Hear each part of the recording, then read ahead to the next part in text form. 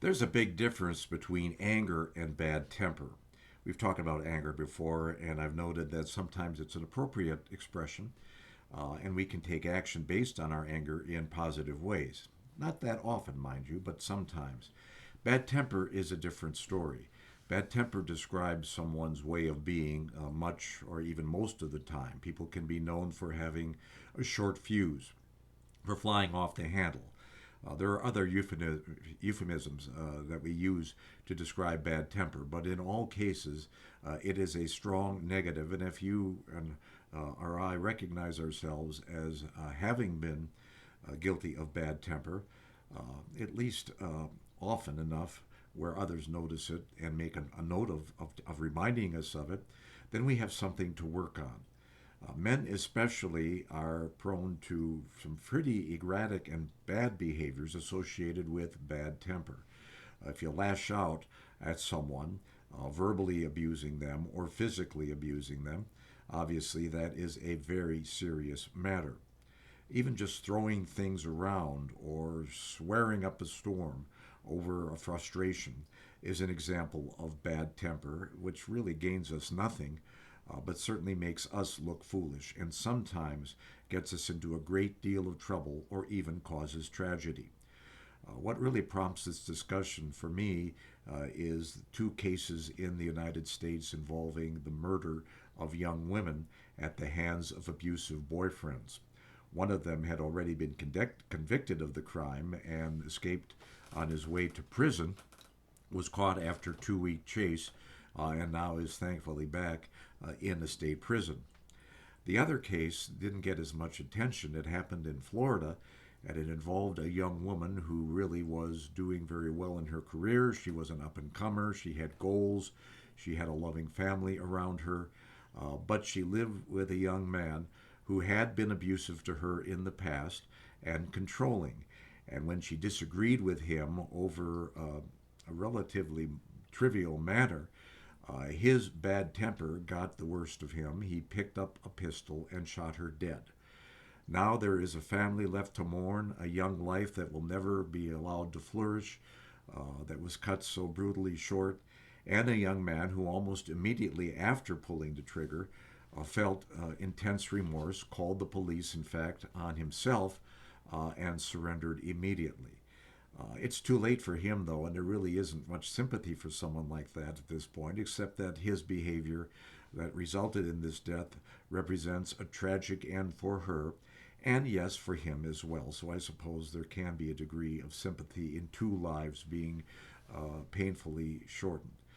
The difference being, of course, in one case, the young lady, had nothing to do with her demise, and the young man, in a fit of rage, took her life.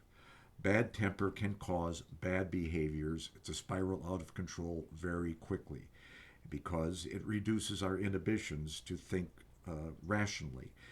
And instead, we're prone to take action, like throwing objects, like becoming verbally abusive, or even striking someone. And the rest of what I have to say to here is primarily directed at women because they are typically going to be the targets of the worst kinds of outcomes from bad tempered men. That's because women are typically physically weaker than men, and men are therefore in a capacity and a position to impose their will one way or the other by entrapping somebody, by threatening them, by belittling them repeatedly, or by taking physical steps, beating them, pushing them around, or in the worst case, taking a weapon and shooting them, as happened in these two cases that I just described. Women who are in abusive relationships can find that out really pretty quickly because the pattern of behavior is rarely spontaneous in that it's the first time. Well, there's got to be a first time, I suppose. But at that point, there is no more hiding it. One knows that if someone has been abusive, even once, that is a serious red flag and very likely decent grounds for ending that relationship.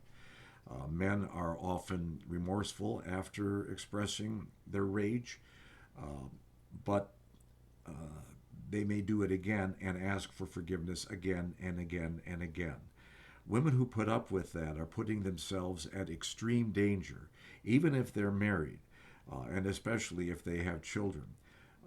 If they're in a relationship, whether it is of short or long duration, if it becomes abusive, as is so very often manifested by a display of bad temper, they need to protect themselves and those they love, their kids, and get out of that situation immediately. Do not allow yourself to be controlled in such a way that your life is put in danger, as it was in the two cases that I described, which ended so tragically. You're too important to allow that to happen. By the same token, for those men, those of us who recognize occasional or regular streaks of bad temper, it's up to us to come to grips with that before we go too far with it. And that means, of course, getting the help we may need to overcome it and being absolutely preoccupied with the idea that we will not allow our bad temper to carry away our good judgment and harm others. Whether we know them or not, although ironically or paradoxically, it's often the people that we know best that are the victims of our bad tempers. We need to get a handle on that, and if we can't, then we need to distance ourselves from others until we can. This is absolutely a necessity.